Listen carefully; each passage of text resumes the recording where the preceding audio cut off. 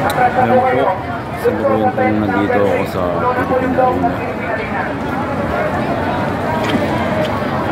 Napakarami ng tao ngayon dito dahil sa isasagawang pamamahayag ng mga salita ng Panginoong Diyos.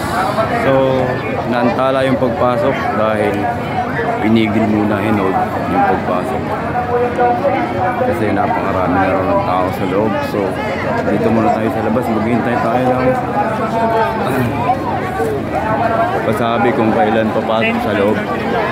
Ayan, maraming na dito sa labas.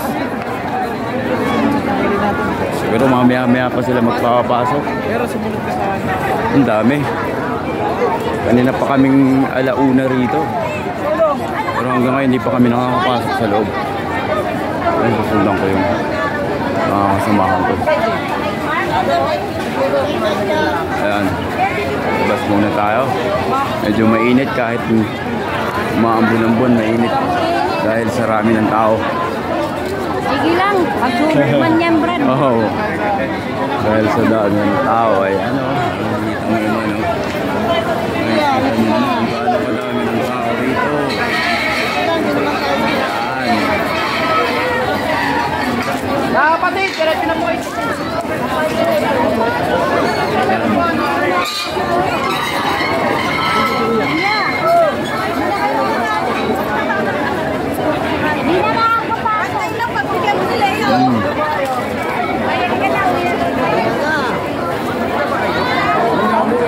Bigo, yung anak ko makapasok ng Philippine Arena. Hindi natin sila sa bus. Gusto nila sa bus ang baba na nila. Hihilo pa ako sa picture.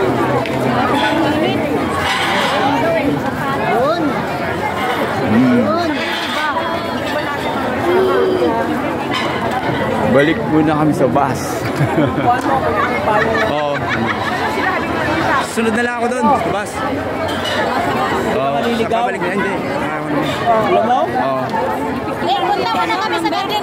Hindi na kayo papasok? Hindi na. Dalawa pa lang. Punta tayo. Tapos alina pa lang. Ganun. Dapat may ano yan sa may screen. Ano?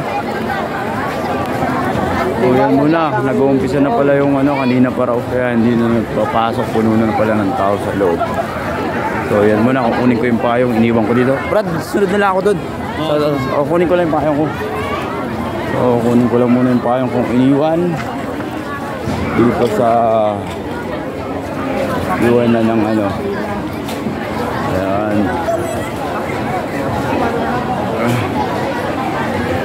Napakadami talaga ng tao dito sa Philippine Arena. So, ba't pwede pong makuha yung payong? Hindi na pala pwede pumasok. South Signal Village, di ba? South Signal Village. Yung una sa taas.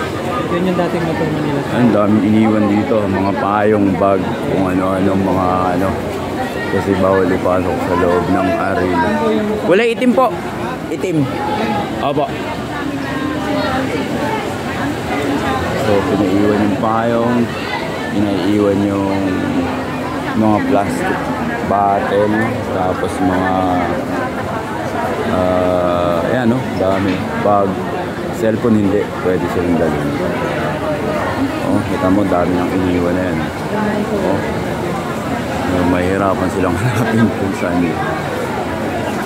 So yun muna mga kapatid, report ko ngayon dito mula sa Bulacan, Bulacan, Philippine Arena kung saan may sinasagawang malaking pamamahayag ng mga salita ng Panginoong Diyos.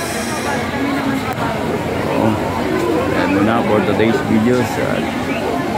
Nabigo tayong makapasok sa loob ng Philippine Arena. So next time meron pa naman mga